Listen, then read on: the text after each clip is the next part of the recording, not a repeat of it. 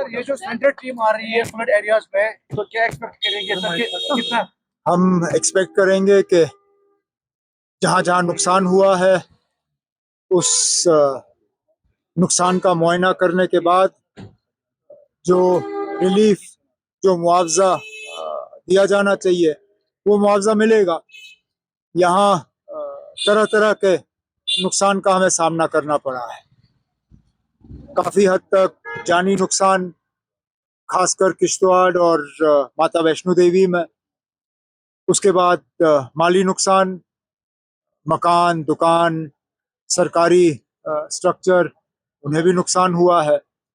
और खासकर इन दिनों में हम देख रहे हैं फसल को बहुत नुकसान हुआ है, एग्रीकल्चर, हॉर्टिकल्चर दोनों। और बदकिस्मती से लगातार इतने दिन हाईवे बंद रहने का नतीजा ये रहा कि जहां मेवे का नुकसान बारिश से नहीं हुआ, वहां अब ट्रकों में सामान सड़ रहा है।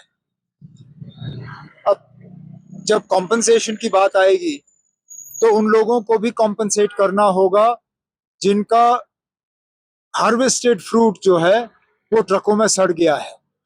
हमारी कोशिश है, और मैं दोबारा मरकजी रेल मिनिस्टर साहब से गुजारिश करूंगा कि ट्रैक हमारा खुला है, 2-4 अगर स्पेशल ट्रेन यहाँ से चलें जिससे कि ज़रूरी सामान जम्मू से हम कश्मीर पहुंचा पाएं और ख़ासकर यहाँ से मेवा जो है हम निकाल पाएं, तो मुझे लगता है थोड़ी सी राहत लोगों को मिलेगी। लेकिन हम तो यही उम्मीद करेंगे कि जितना हमें नुकसान हुआ है उस नुकसान का हमें मुआवजा मिले। पीएम हिमाचल जा रहे हैं, पंजाब जा रहे हैं, सर आप एक्सपेक्ट करें कि कश्मीर जाएंगे पीएम? अब होम मिनिस्टर साहब तो होके आए हैं यहाँ, तो ऐसा नहीं है कि कोई नहीं आया।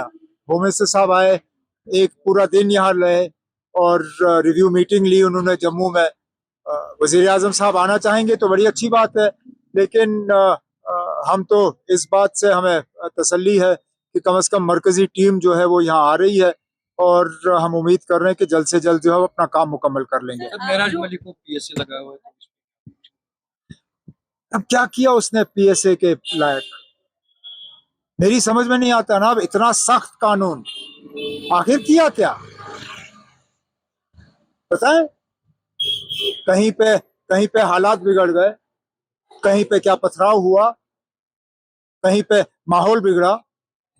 उल्टा जिन लोगों ने यहाँ माहौल बिगाड़ा, जिन लोगों ने हमारे मजहबी जज्बातों के साथ खिलवाड़ किया, जिन लोगों ने हजरत बल में जो है माहौल बिगाड़ा, वहां पे तो कुछ नहीं।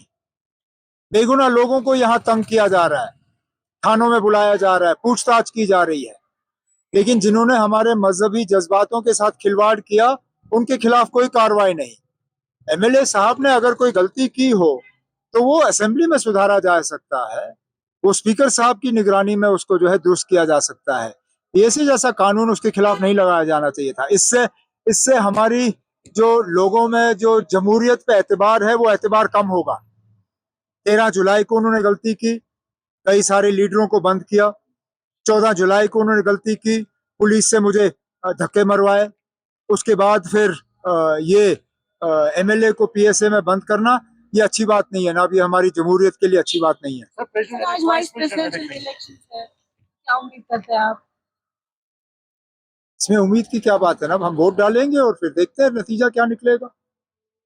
और क्या कर सकते हैं इसमें, हमारे वोट तो सिर्फ कम ही है, क्योंकि समझ में नहीं आता 10 महीने होने जा रहे हैं हमारे असेंबली के इलेक्शंस को, 11 महीने लगभग। हमारे राज्यसभा की सीटें आज खाली क्यों हैं? हमारे 4 वोट और होते, हमारी और आवाज वहां पे मजबूत होती, हम बात कर पाते।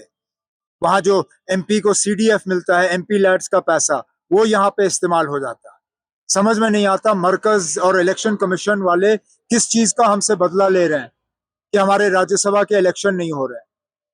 हमारे कम ही वोट हैं लोकसभा में, लेकिन चलिए हम अपना वोट डाल देंगे वहां पे।